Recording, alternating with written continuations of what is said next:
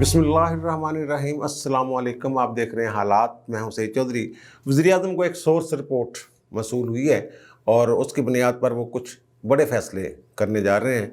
वो फ़ैसले उनके अपने इत्तेहादियों के हवाले से भी हो सकते हैं, अपोजिशन के हवाले से भी हो सकते हैं।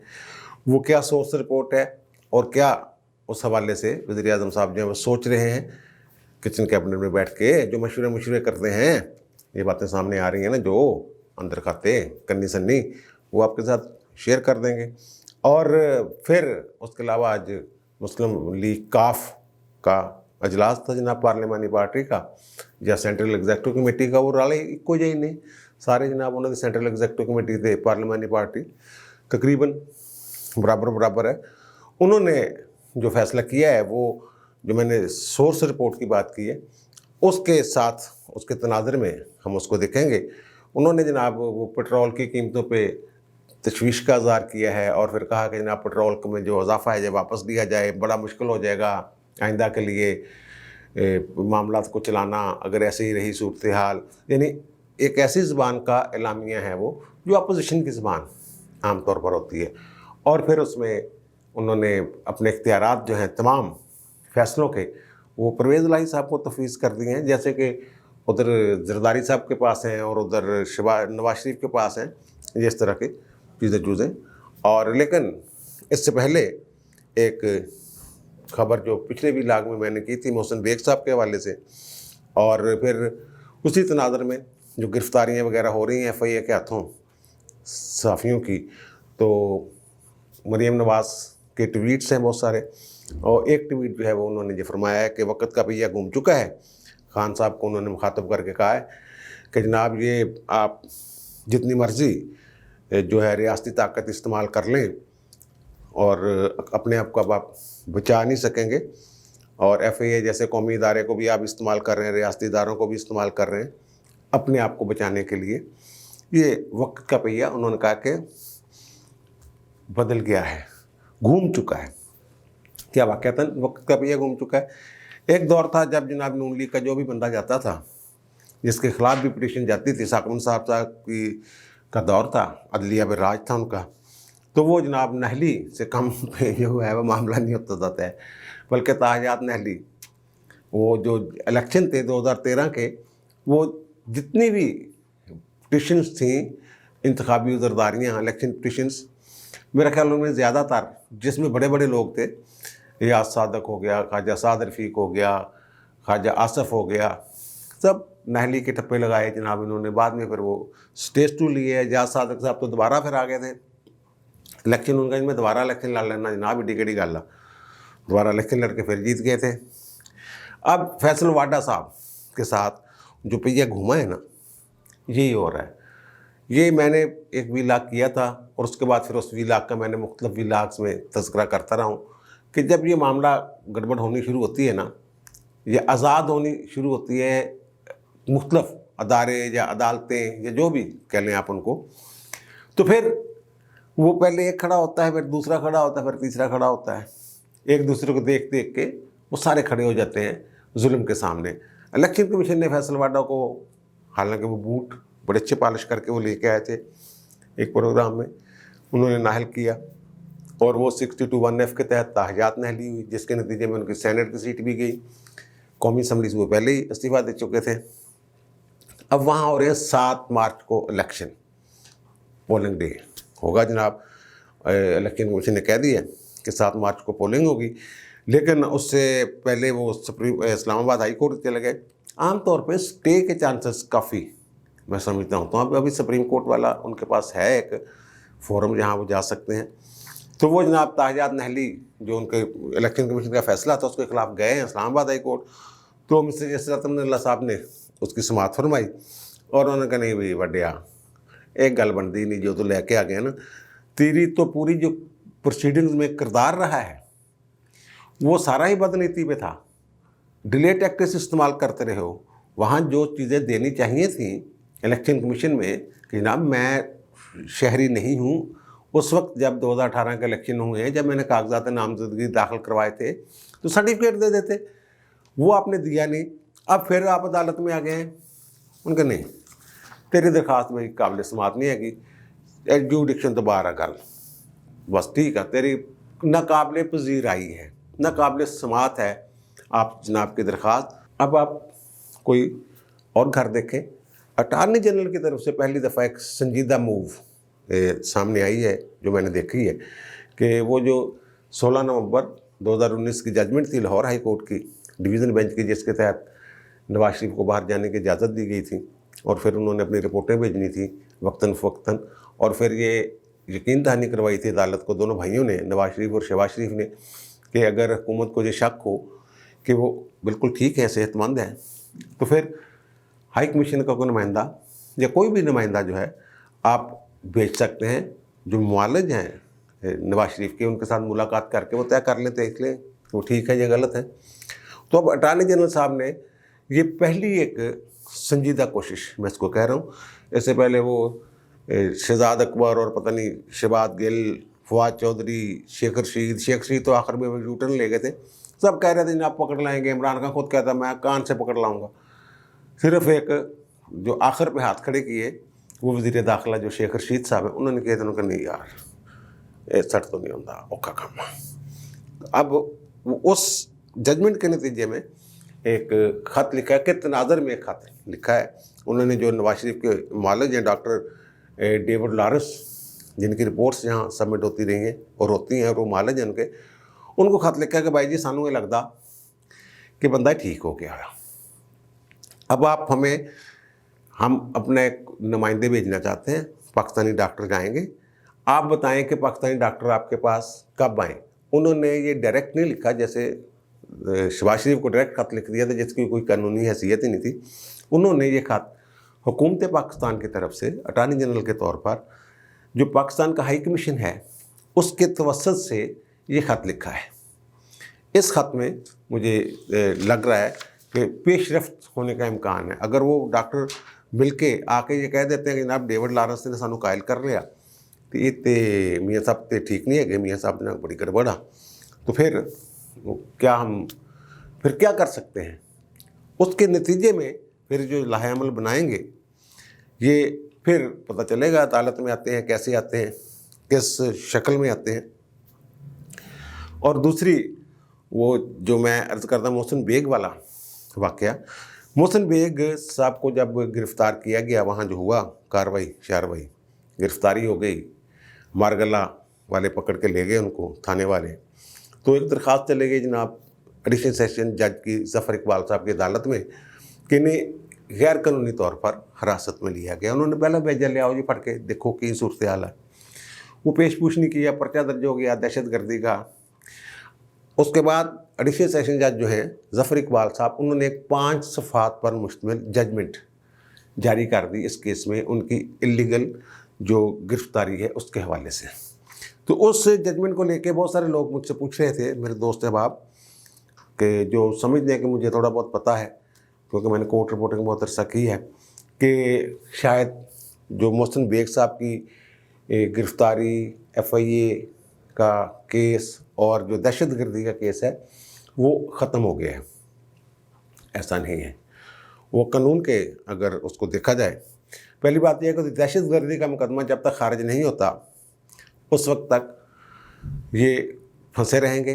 3 दिन का जिस्मानी रिमांड हो गया उनका, 3 दिन तक बेल एप्लीकेशन फ़ाइल नहीं हो सकती, और ये जुरिस्डिक्शन है इंसदाद दहशतगर्दी की अदालत की, उसी ने रिमांड दिया है। इस केस का फ़ैसला करना है जुरिस्डिक्शन का इंसदाद दहशतगर्दी की अदालत ने।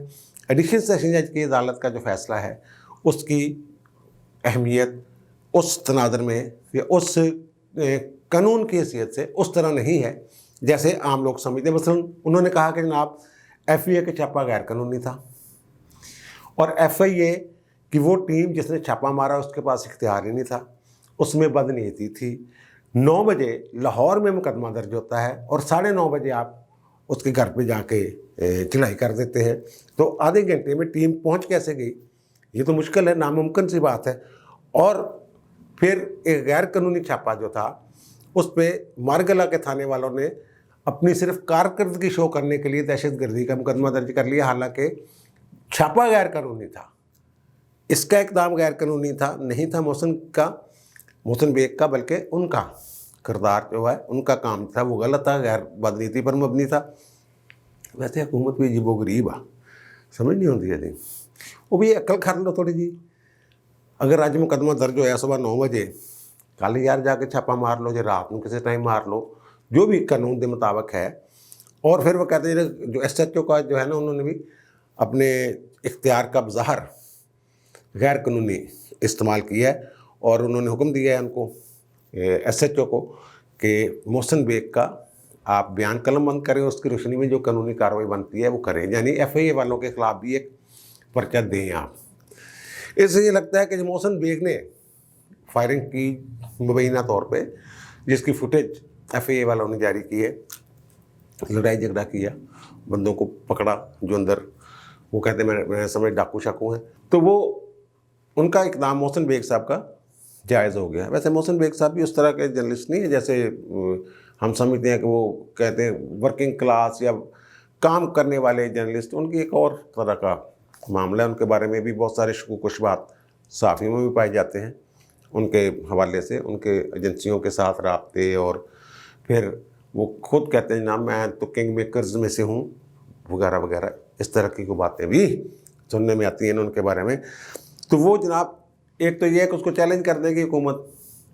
एडिशनल सेशन जज ने ये, मेरा ख्याल एडिशनल सेशन जज से थोड़ा सा आगे एक स्टेप, 1 स्टेप आगे चले गए हैं। और फिर दूसरा कि दहशत गर्दी की अदालत ने ये फैसला करना है, ये इस जजमेंट की रोशनी में, इस जजमेंट की बुनियाद पे ये इनकी सफाई आप कह लें कि या ये इनका जो जुर्म है वो माफ़ नहीं होता, वो काम आगे चलेगा, भी थोड़ा सा और आगे चलेगा। वैसे तो मरियम के ख़िलाफ़ भी एक हमज़ा आलिया नाम की खतून है, आलिया हमज़ा PTI की कौमी असम्बली की रुकन है, उन्होंने कहा कि जनाब वो जो लड़का एक पकड़ा गया है साबर हाशमी, वो उसके पीछे जनाब वो कैंपेन चलाई मरियम ने, और मरियम के कहने पे ये सारा कुछ उसका दिहाड़ीदार था वगैरह वगैरह। अब यार इनकी समझ नहीं आती, ये PTI वाले जो हैं वो एक तरफ तो वो ये कह रहे हैं कि जनाब ये गंदी ज़बान इस्तेमाल कर रहे हैं, गलीज़ ज़बान इस्तेमाल कर रहे हैं, ज़ूम मैनी फ़िक्रे बोल रहे हैं वगैरह वगैरह। और वो जो खातून हैं जिनका नाम आलिया हमज़ा है, उन्होंने जो दरख्वास्त दी है DG FIA साइबर क्राइम को कि इसको साबर हाशमी वाले केस में मरियम को भी पकड़े, बड़ा ज़रूरी है, उन्होंने क्या ज़बान इस्तेमाल की है वो मैं आपको पढ़ के सुना देता हूँ।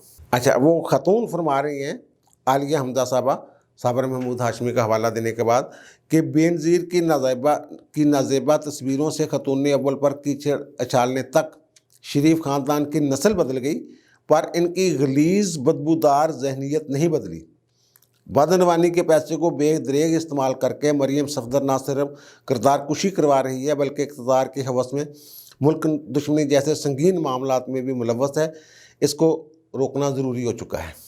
ये जनाब मोहतरम DG FIA cyber crime wing Islamabad, ये अब खुद देख लें, गंदगी को गंदगी से ये साफ़ करना चाहते हैं। अच्छा, अब वो जो है ना, जो मैं कह रहा हूँ सोर्स रिपोर्ट जो इस तरह की खान साहब को मिली है, अब देखें ना, जब इस तरह का मामला बना हुआ, गंभीर सी सूरत हाल हो, कोई सूरत हाल क्लियर ना हो, इधर से कुछ और इतला आ रही हो, इधर से कुछ और इतला आ रही हो, जरदारी साहब और शहबाज शरीफ की चौधरी बरादरान से मुलाकात होती है तो कुछ और तासर आता है, और वहाँ मुनसल आई साहब कुछ और बात कर देते हैं और कहते हैं तगड़े हो जाओ भाई, कोई मसला नहीं, पर घबराने की गल नहीं हैगी, वो सारा कुछ। तो ऐसे मौके पे जो हसास अदारे होते हैं, सिविलियन हसास अदारे आप कह लें, वो रिपोर्टें जो बनाते हैं वो बाज़ खात अपने बास की जहनीत को मद्देनज़र रख कर, ये मैं बात बड़े वसूख से कह रहा हूँ, जो खान साहब को रिपोर्टें दी जाती हैं उसमें खान साहब की जो नफ्सियाती जायज़ा लेने के बाद बहुत सारी बातें ऐसी हैं उसमें 100% दुरुस्त रिपोर्टें नहीं होती हैं, उसमें कुछ ना कुछ गड़बड़ होती है। अब 2 किस्म की रिपोर्टें खान साहब के पेश नज़र अगर हजूर पेश हो गई हों, एक ये कह रही है कि जनाब अताती जो हैं ये तो मिल गए हैं अपोजिशन वालों के साथ, और 3 ग्रुप जो है वो बदला लेने पर तुला हुआ है, ये तो आपको जनाब उल्टा देंगे, नहीं छोड़ेंगे आपको, आप कुछ कर लें इनका। एक और दूसरी अगर ये रिपोर्ट है کہ جناب یہ جو اپوزیشن والے ہیں نا یہ لگے تو ہوئے ہیں لیکن یہ ایک دوسرے پر اعتبار نہیں کر رہے. یہ بڑی اہم رپورٹ ہے کہ اپوزیشن والے پیپلز پارٹی، نون لیگ، پی ڈی ایم کی جماعتیں یہ ایک دوسرے پر اعتبار نہیں کر رہے 100%، ایک دوسرے نو دل دا بھیت نہیں دے رہے. یہ خبر. اور وہ جو آپ کی حلیف جماعتیں ہیں، جو آپ کی اتحادی ہیں، ان کے ساتھ بھی کوئی گیم ڈالی جا رہی ہے. ان کو بھی عین موقع پہ کوئی وعدہ وعید 100% نہیں کیا جا رہا. وہ کہتے ہیں وعدے وعید کی وہ پوزیشن ابھی تک بن نہیں رہی. رپورٹ یہ کہہ رہی ہے کہ جس کی بنیاد پہ کہ آپ کو وہ گرانے کی پوزیشن میں آ جائیں یا دو ٹوک فیصلے کر لیں. خان صاحب بہرحال پھر بھی ڈرے ہوئے تو ہیں. ان کو یہ بھی شک ہے کہ راولپنڈی اب ان کے ساتھ نہیں کھڑا ہوا. انہوں نے یہ فیصلہ کر لیا ہے، یہ اعلان فرما دیا ہے کہ پنجاب کی کابینہ میں بھی تصحیح ہوگی، تھوڑا بہت قلمدانوں کا رد و بدل بھی ہو جائے گا، اور وفاقی کابینہ میں بھی تصحیح ہو جائے گی. یہ پنجاب میں 37 اس وقت وزیر ہیں، وہ 4 آئینی طور پر اس سے زیادہ مزید اضافہ نہیں ہو سکتا، وہ 41 سے زیادہ نہیں ہو سکتے وزیر، کیونکہ آئین کے آرٹیکل 130 سب آرٹیکل 6 کے تحت 11% جو ہے اس سے زیادہ جو ارکان اسمبلی کی ٹوٹل جو تعداد ہے اس کے 11% سے زیادہ وزیر نہیں ہو سکتے. 11% ہو سکتے نہیں، وہ 40.92 بنتی ہے تعداد، یعنی کہ 41 آپ ہو سکتے ہیں، کر سکتے ہیں، اس میں وزیر لے سکتے ہیں. اسی طرح وفاق میں جو آئین کا آرٹیکل 92 سب آرٹیکل 1 ہے وہ بھی یہی کہتا ہے 11%. پارلیمنٹ کے ٹوٹل ارکان سے جو ہیں ان کا 11% سے زیادہ آپ وزیر نہیں رکھ سکتے. تو وفاق میں 29 ہے، تو وہاں بھی جو ہے کچھ 4 5 6 جتنے بھی ہیں. یہ کہا یہ جا رہا ہے کہ یہ ناراض ارکان کو ترین گروپ کو بھی، اب دیکھیں نا سب سے زیادہ موجود لوگ ہیں چودھری برادران کی. 5 ٹوٹل قومی اسمبلی میں ممبر ہیں، 2 وزارتیں لے گئے ہوئے ہیں، اور پنجاب میں اسپیکر کی سیٹ بھی کوٹ رہے ہیں، ٹکا کے کوٹ رہے ہیں. اچھا اب جو وہ میں رپورٹ کی بات کر رہا ہوں، رپورٹ یہ کہہ رہی ہے، ایک رپورٹ ان میں سے ایک رپورٹ تو ڈرا رہی ہے نا خان صاحب نو، جدے تو انہوں نے فیصلہ کیا کہ وزیران کی تعداد جڑی ہے بڑھا دیئے، اور دوسری رپورٹ یہ ہے کہ جناب فیصلہ ہی نہیں ہو رہا کیا کرنا کیا نہیں کرنا. اب جو آپ کی کاف لیگ ہے، انہوں نے جو اعلامیہ جاری کیا ہے، انہوں نے پٹرول پہ جناب بڑے تشویش کا اظہار کر دیا. پٹرول 12 روپے کیوں بات گیا جناب، اگر انجی رہا تو پھر کی ہوئے گا.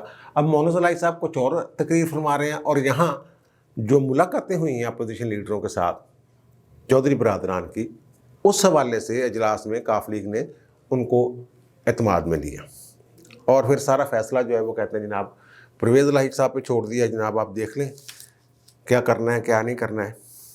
تو ان کی اور جہانگیر ترین اسحاق حقوانی صاحب نے کہیں کھل کے بھی کہہ دیا ہے، جب یہ کہا جائے نا اتحادی یہ کہہ رہے ہوں کہ ہم جناب حکومت کی حمایت نہیں کر سکتے فلاں معاملات میں، یا کوئی راولپنڈی سے یا مقتدرہ سے ایسا کوئی پیغام آ جائے کہ جناب ہم تو غیر جانبدار ہیں، تو اس کا مطلب یہ ہوتا ہے کہ انہوں نے حکومت کا ساتھ چھوڑ دیا ہے یا فیصلہ کر لیا ہے، یا تیل دیکھو تیل کی دھار دیکھو جیسا معاملہ ہے.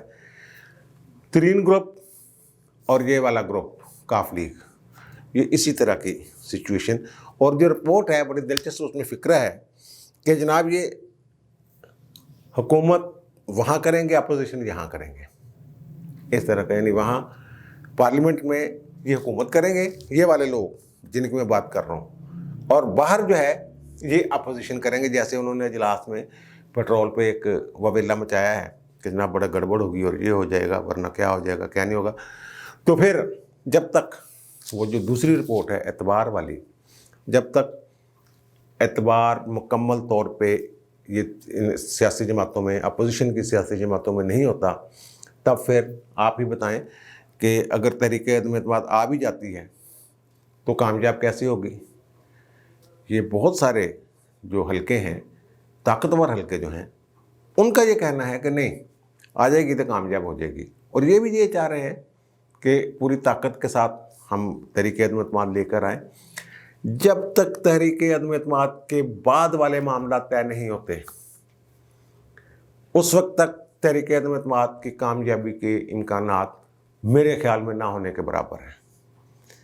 ان کو گرا لیں گے. بعد میں کیا کرنا ہے، جب تک یہ اپنی جماعتیں جو ہیں اپوزیشن کی جتنی بھی جماعتیں گرانے میں لگی ہوئی ہیں، اس بابت کوئی حتمی فیصلہ کر کے اپنے لوگوں کو اعتماد میں نہیں لے لیتے، تب تک یہ بڑا مشکل کام ہے.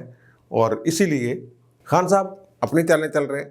یہ چودھری جو ہے نا، ان کی چال جو ہے نا یہ بڑی زبردست. وہ آپ کو بہت کم لوگوں کو پتہ ہوگا کہ نواز شریف تو جب واپس آئے اس وقت بھی چودھری کے ساتھ معاملہ سیٹ کرنے کے چکروں میں تھا، جب یہ صلح ملنے کے لیے جانے جونا چاہ رہے تھے، لیکن وہ کام خراب کر رہے تھے چودھری نثار صاحب.